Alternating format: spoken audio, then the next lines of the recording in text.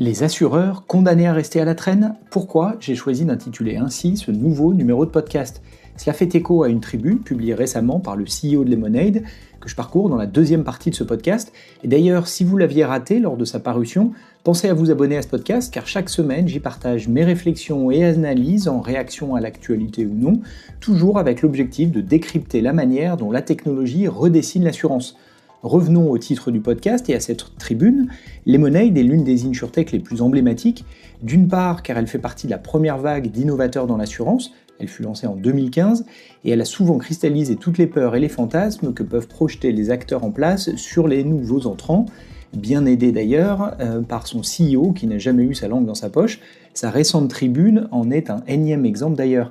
La start-up prévoyait, souvenez-vous, de remplacer les courtiers et agents en adoptant une distribution en ligne directe. Plus récemment, c'est avec l'IA que Lemonade met en avant sa différence, tant du point de vue de l'efficacité opérationnelle que de la compréhension, modélisation et pricing des risques qu'elle couvre. Dans tous les cas, elle met en avant la manière dont la technologie peut rebattre les cartes dans une industrie frileuse quand il s'agit de risques, par construction même. Sans rentrer dans le débat des assureurs contre les insurtech, qui me semble être plutôt de l'ordre du passé, car on l'a beaucoup entendu pendant la première vague d'innovation dans l'assurance, alors que le passé récent a montré plutôt des synergies, d'une part car bon nombre de startups adoptent désormais une approche en B2B, développant de la technologie au service des acteurs en place, et d'autre part car les startups qui affrontaient en face les acteurs historiques ont mis de l'eau dans leur vin, notamment en se faisant distribuer à travers des réseaux de distribution existants ou en se faisant racheter par des acteurs historiques qui intègrent leurs offres, voire leurs marques, dans leur portefeuille de produits. Et je ne parle pas des mouvements réalisés par les acteurs historiques pour venir concurrencer les startups avec des initiatives directes, de la distribution en ligne ou des produits sur les lignes métiers souvent observés dans l'insurtech. Je pense à l'assurance chien-chat, l'assurance TPE-PME, l'assurance cyber ou l'assurance paramétrique météo par exemple.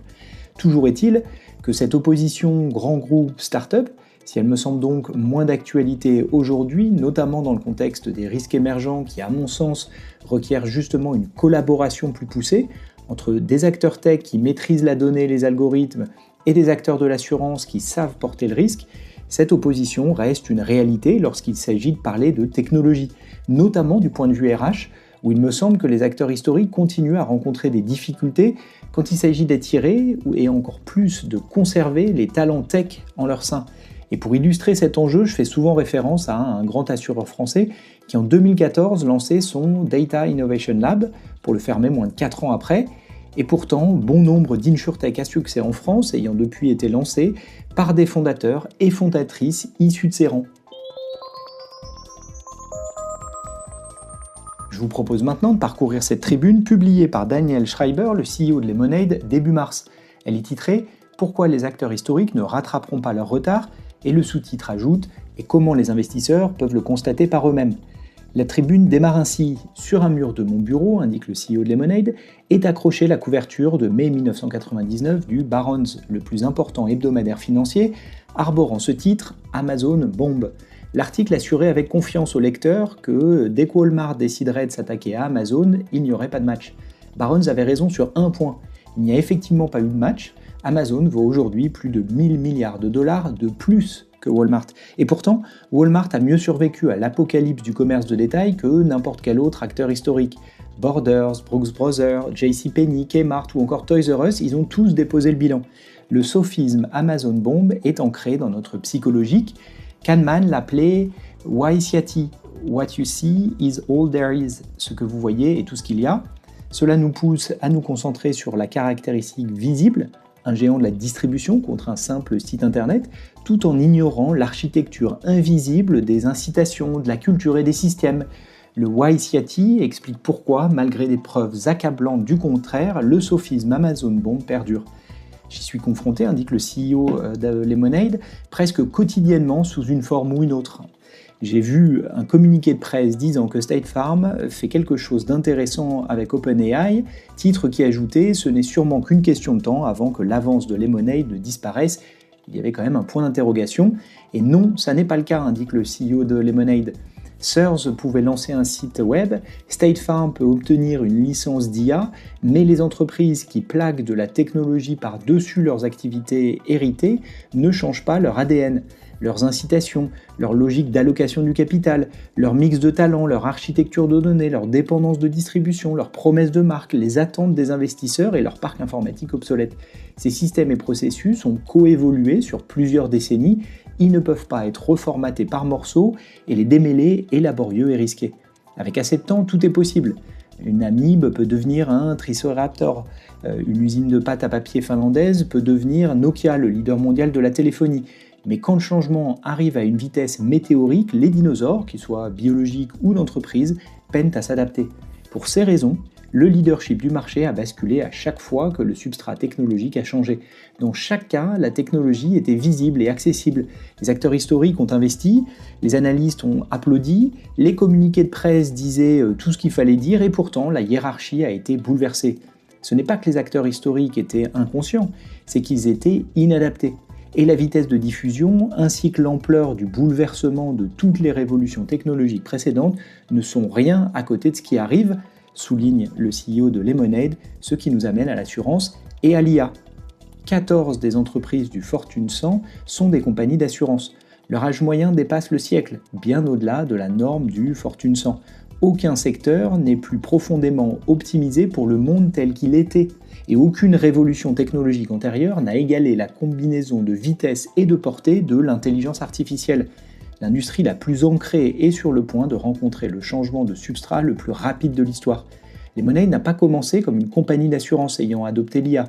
Nous avons commencé comme une entreprise IA native, entrée dans l'assurance. Cette distinction a façonné chaque couche de notre architecture, indique le CEO de Lemonade, des données aux dépenses en passant par les talents.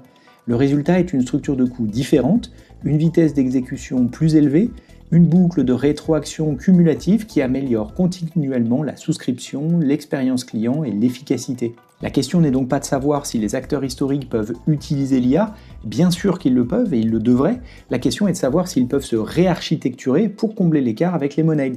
Cela semble peu probable. D'une part, il n'est pas certain qu'ils le veuillent vraiment. Lors de l'assemblée annuelle de Berkshire Hathaway, celui qui supervise les activités d'assurance dont Geico a décrit leur approche de l'IA comme du « wait and see », attendre et voir. Les entités individuelles bricolent avec l'IA, a-t-il dit, mais il n'y a eu aucun effort conscient de grande envergure. State Farm est allé jusqu'à lancer une campagne télévisée nationale parsemée de stars se moquant des robots de gestion de sinistres et apparemment de Lemonade plus spécifiquement. Et ces attitudes ne sont pas inhabituelles. Une enquête de Munich Re auprès des cadres mondiaux de l'assurance IARD a révélé que la plupart retiennent les investissements significatifs dans l'IA jusqu'à ce que le ROI soit plus clair. C'est le Triceratops qui s'exprime, non pas de l'extérieur vers l'intérieur, mais depuis le bureau de direction vers l'extérieur. Même lorsque les PDG de l'assurance commenceront à changer de discours, et certains le font déjà, les acteurs historiques restent intrinsèquement entravés. L'adoption de nouvelles technologies est limitée par les conflits de canaux, l'inertie culturelle, les systèmes hérités et les engagements existants. Au-delà de l'ambivalence se cachent des vérités dures. Geico exploite plus de 600 systèmes hérités qui ne communiquent pas vraiment entre eux. Mais voici ce qui est vraiment fou. Même s'ils pouvaient transformer par magie chaque système, personne, contrat et normes culturelles de leur complexe industriel, et rien de moins que de la magie ne suffirait, l'écart entre eux et nous continuerait de se creuser au lieu de se réduire, rajoute le CEO de Lemonade. C'est de la physique. Si deux objets accélèrent au même rythme mais que l'un a commencé plus tôt, l'avance du leader ne diminue pas avec le temps, elle grandit. Les cirfs ont évolué pour imiter les guêpes, ils portent la même livrée jaune et noire, adoptent la même silhouette, imitent même le même vol saccadé.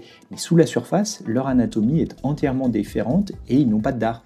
C'est le mimétisme bathésien. Cela fonctionne parce que cela exploite le sophisme Waisiati.